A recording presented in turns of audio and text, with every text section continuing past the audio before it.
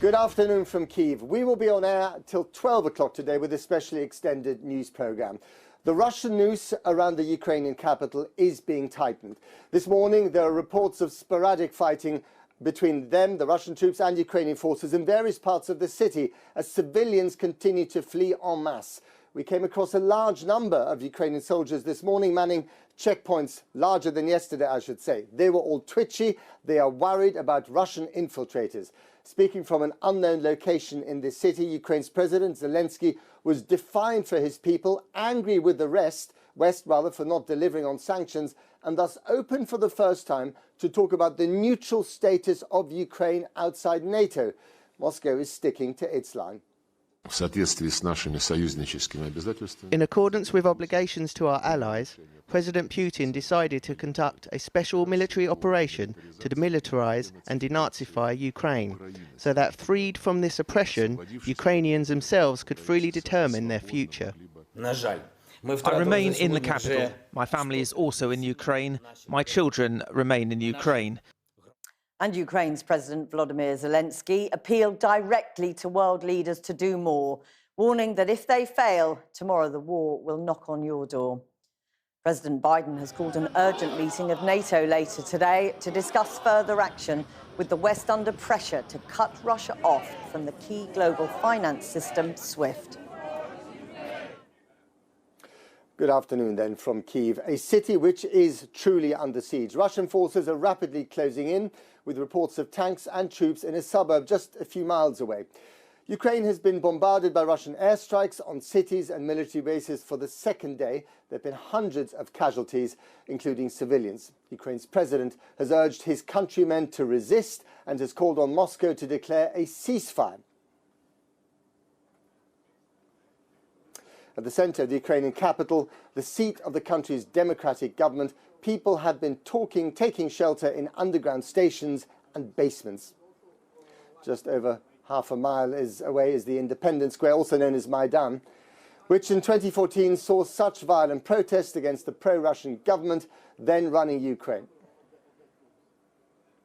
And this morning, less than 10 miles north of the city centre, video has emerged from the Obolonsky district of what's believed to be Russian armoured vehicles in the streets. Jonathan Rugman sums it all up.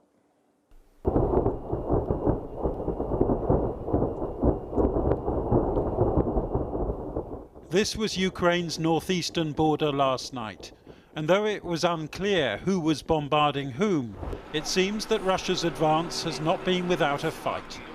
On the outskirts of Kharkiv, you can see destroyed Russian military vehicles. Western intelligence suggests some Russian troops have deserted and that over 400 have been killed. The Ukrainians say a downed Russian aircraft hit this apartment block on the outskirts of Kyiv. 8 people were hurt, but remarkably nobody was killed. Ukrainians are now taking photographs, but some 100,000 of their countrymen are believed to have fled in the wake of Russia's advance. Much of the capital seems deserted, with Russian tanks reported to be within 20 miles of it. And Ukraine's president claims Russian special forces have already arrived with the aim of taking over.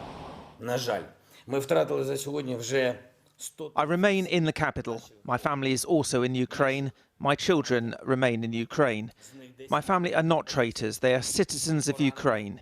Where exactly they are, I have no right to say. According to the information we have, the enemy has marked me as target number 1. My family is target number 2. They want to damage Ukraine politically by destroying the head of state. Audio has emerged which seems to show a Russian warship ordering Ukrainian border guards to surrender on an island in the Black Sea. They radioed back their blunt refusal, and President Zelensky says all 13 of them were then killed in a subsequent bombardment. In Moscow, Russia's foreign minister doubled down on justification for this invasion, telling the leaders of 2 breakaway parts of Ukraine that their pleas for intervention could not be ignored. In accordance with obligations to our allies, President Putin decided to conduct a special military operation to demilitarize and denazify Ukraine, so that freed from this oppression, Ukrainians themselves could freely determine their future. This is what that freedom looks like, a downed jet in a suburb of Kiev. The Ukrainians say their death toll is now over 100, with their president denouncing Western sanctions as too little too late. Ukrainians have been sheltering underground in the capital, forced from their homes by explosions, and many fearing their city is about to fall. I came with my parents and children, says this woman. Unfortunately, my husband and my brother said they didn't want to come, and they stayed at home. Thousands of others have fled to Poland, many here packing small suitcases in the middle of the night, though there's now an official ban on men aged 18 to 60 from leaving, though nothing may now save their capital from whatever the Russians do next. Jonathan Rugman reporting. Well, joining me now also from Kyiv is the Ukrainian MP Lesya Vasilenko. Lesya, it's good to speak to you again under these very difficult circumstances. You heard what we just said there. You heard what your president said about possibly talking neutrality with the Russians. Do you back that call, that conversation? Again, I don't believe our president said about full neutrality with the Russians. I mean, the Russians have to back out and back off from Ukraine. We cannot, in the sense that you're saying now, it seems like as if Ukraine is to go and become a militarily neutral country. No, that's impossible. But I think in order to negotiate anything with Putin and to come to any kind of agreement with him, you would have to be crazy. We've been negotiating for 8 years, and this is what we have now on the streets of Kyiv. The reason why I'm exploring this is because it struck me, and correct me if I'm wrong, that the president, your president, is talking about the possibility of neutrality in those talks with Moscow because he feels abandoned by the West. Look, there's definitely the feeling of abandonment by the West in all Ukrainians, in fact. We know well enough, and we were sort of preparing for it, that we would be facing the aggressor on our own, in our own country, on our own land. But at the same time, what the president was saying and what all of the Ukrainian people are saying is that really the West should have and could still do more, because at the moment it's like Ukraine is getting trashed to pieces, torn apart. We have Russian armies moving in all directions, and the West is just sort of standing by, looking on, like saying, oh, maybe it's time to do sanctions, maybe not. Oh, if we switch off Russia from the SWIFT, it's going to complicate things, oh this, oh that. Come on, people. This is a country of 44 million people. I'm speaking now, not just as a member of parliament, but I'm speaking as a mother of 3 children, as a wife, as a daughter. And I'm telling you, what we are facing is bigger than anything that Europe has seen since World War II.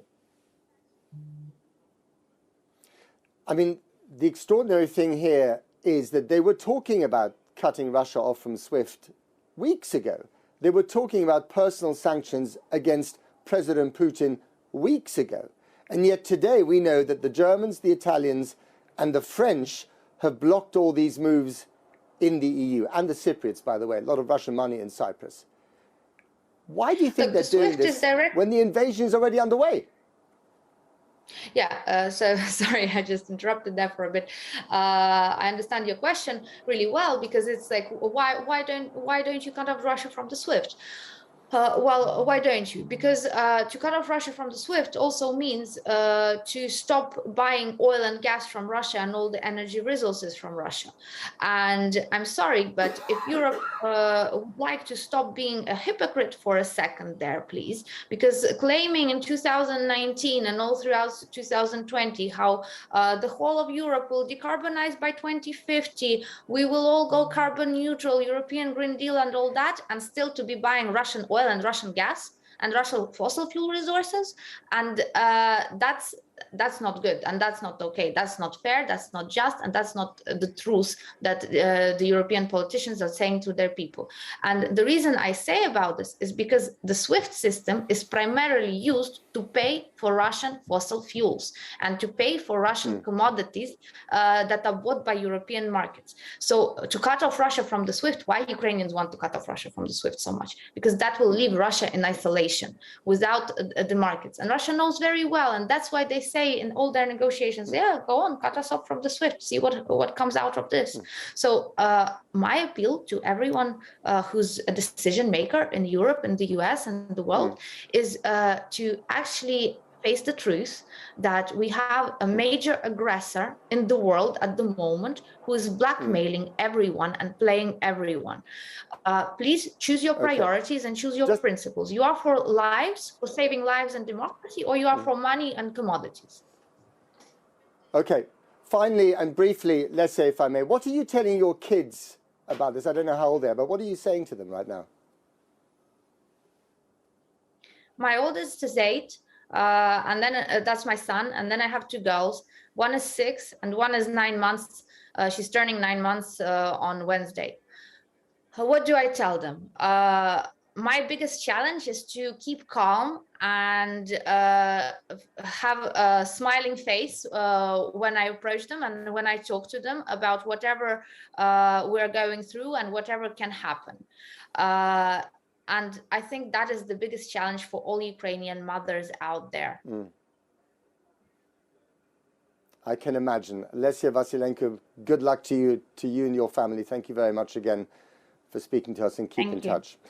Well, there are reports of Russian troops meeting stiff resistance here and there, while Ukraine's defense ministry has called on all citizens to join the armed forces, saying there is now no age limit on joining up. Men have now been banned from leaving the country under Ukraine's mobilization laws.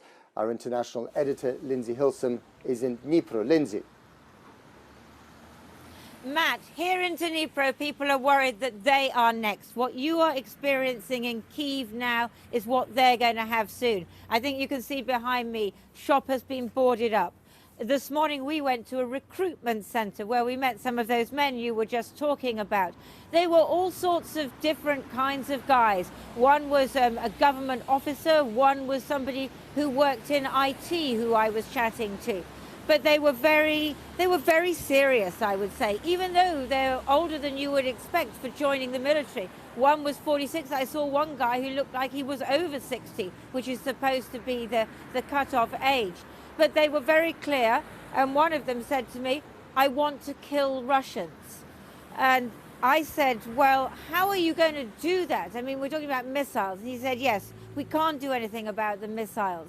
But if they actually come and try and seize this town, his town, then there will be fighting in the streets. And that, they say, is the moment when they will come into their own. Now, some of this you might say is heroics. But, you know, there is, as you would expect, when your country is invaded, a massive surge of patriotism and a massive surge of anger about what is going on. That this is a sovereign democratic country that's being invaded by Russia. The other thing which was really interesting is that President Putin yesterday was talking about denazification. Why does he say that? Because Ukraine was occupied by the Nazis in the second part of World War II. We met 2 Jewish guys at the recruitment center, a father and a son. They think we're Nazis, he said. He thinks that President Zelensky, who's also a Jew, a Russian-speaking Jew, is a Nazi. He's crazy, they said. And they said, we're going to fight. Lindsay, thank you very much indeed. Stay safe. Let's go to Jackie in the studio. Jackie. Well, President Biden has called an urgent summit of NATO leaders later to discuss the next steps. Britain has thrown its weight behind moves to cut Russia off from the global banking system SWIFT, while the Kremlin says President Putin will meet the UN Security Council today and warned that Moscow would impose its own retaliatory sanctions on the West. Here's Jane Deeth. Stop Putin! Stop war! The chant went up on the streets of Europe's cities last night, from Budapest to Paris to Portugal. This was Lisbon. As they protested against the Russian leader's invasion of Ukraine, In Brussels, the European Union's leaders were in emergency summit. What would they do to try to put Putin off his stride? The European Union stands united. Tonight, European leaders were fully aligned in condemning the atrocious and unprovoked attacks. Now we have to meet the moment. We will hold the Kremlin accountable. Ursula von der Leyen, the president of the European Commission, announced a second swathe of sanctions meant to up the ante against Russia. They include a ban on the export of equipment it needs for its oil refineries. This package includes financial sanctions that cut Russia's access to the most important capital markets. We're now targeting 70% of the Russian banking market, but also key state-owned companies, including the field of defense. And these sanctions will increase Russia's borrowing costs, raise inflation, and gradually erode Russia's industrial base. But Ukraine had begged the West to go much further, to cut Russia off from the global money messaging system SWIFT, by which banks can move funds quickly across borders. Denying Russia access would make it harder for it to get paid for its oil and gas exports. The UK Defence Secretary Ben Wallace wants SWIFT turned off for Russia. Well, the UK led in Europe on lethal aid, defensive lethal aid for Ukrainians. We continue to do everything we can to support them. We not only with trying to be sort of leading on sanctions and trying to get other countries to support us in getting Russia out of the SWIFT system, but also making sure that we do everything we can to equip them to protect themselves. But the UK has an uphill battle persuading some nations, including Germany, that banning Russia from SWIFT will work. They believe it will hurt their own trade, while Russia will simply find a workaround. Although the German Chancellor Olaf Scholz appeared to concede, sanctions haven't stopped Russia. In addition to the sanctions, we've also continuously tried to use diplomatic means to dissuade Putin from this wrong path. This didn't work, and he has now opted to take a war to Ukraine. But he will not win this war, because the citizens of Europe want peace and the rule of law and democracy, and the citizens of Ukraine have shown this clearly and unambiguously. Germany thinks pulling the SWIFT lever should be held in reserve for now as part of a future third tranche of sanctions. And President Biden says targeting Russian banks directly will cause Putin more pain. The Kremlin's replied any problems the sanctions cause can be resolved. Even as the invasion unfolds, there is talk of talks. Ukraine said it wants peace and is ready to speak to the Kremlin. Moscow has welcomed that, but said its expectations of Kiev remain unchanged. Jane Deith there. Well, earlier I spoke to the EU ambassador to the UK, Joël Valdalmeida, and started by asking if he feared the EU and the West is impotent in the face of Russian aggression. Well, first of all, I feel that I owe a word of solidarity with our Ukrainian friends. They have been the victims of an unprovoked, unjustified, unlawful aggression by the Russian leadership and the Russian regime. And this is the first word that comes to mind. And our thoughts are with our Ukrainian friends in these very difficult moments. But we need to act, and we are acting with great resolve. Not only us, the European Union, but together with partners like the United Kingdom or the United States or Canada, Australia, Japan and beyond. There's a coordinated effort to send a very clear message to the Russian leadership. This cannot go on. Most importantly, we are acting on the economic front, and we just adopted an unprecedented package of sanctions. You talk about an unprecedented package of sanctions. You talk about great resolve. Yet here we are, Russian missiles raining down on Ukraine, people dying, fleeing their homes, the very real prospect of a European capital falling to aggressors within days, if not hours. This is a dark hour for Europe, clearly so.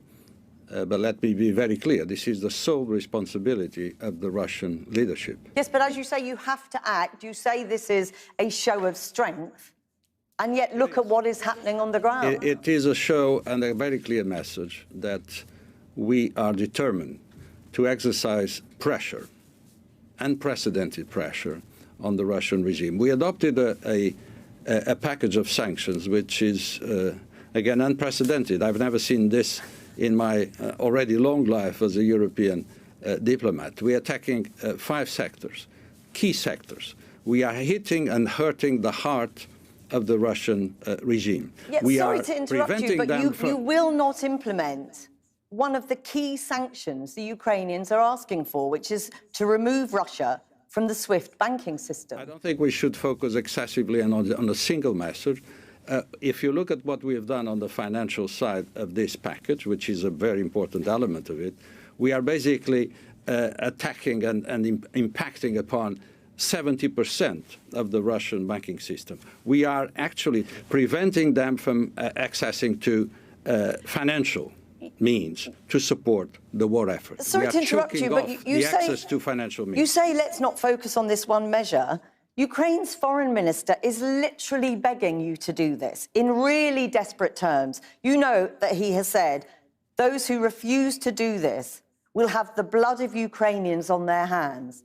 I think we should look at the entirety of our package, touching on key sectors of the Russian economy and key sectors for the Russian regime: energy, finance, technology, visas, transport.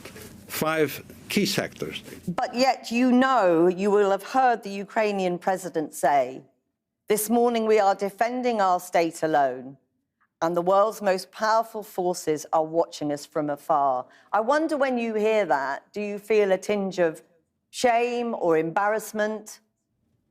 I feel a strong sense of condemnation of the action of the Russian regime, and that's where we should focus our attention.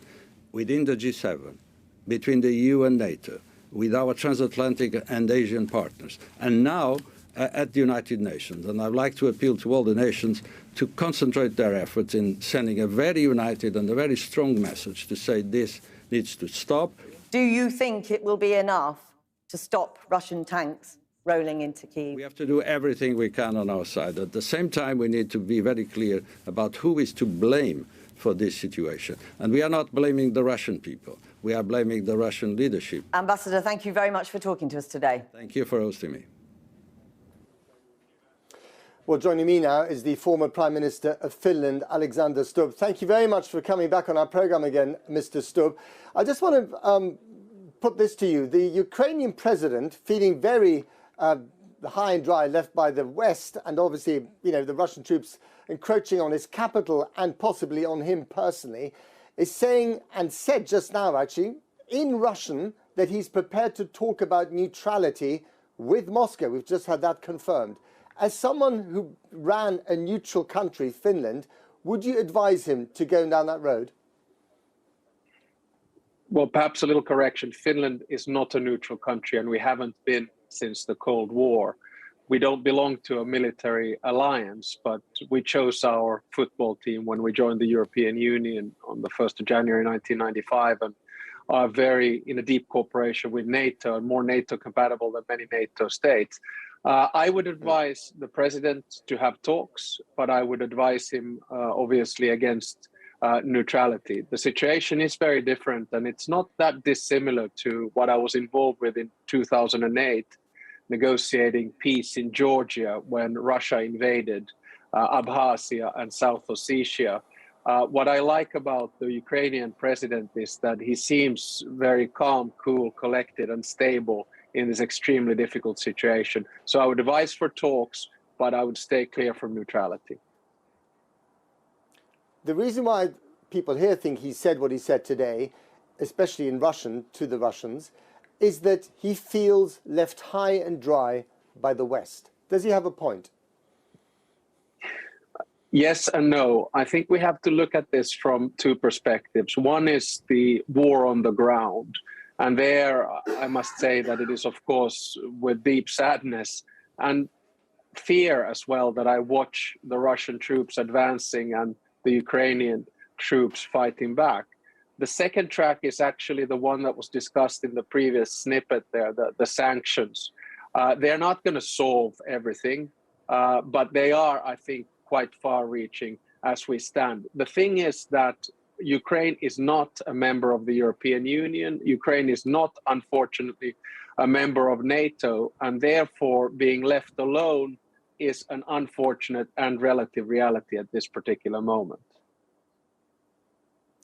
When you put it like that, it sounds pretty harsh, but it also rings true.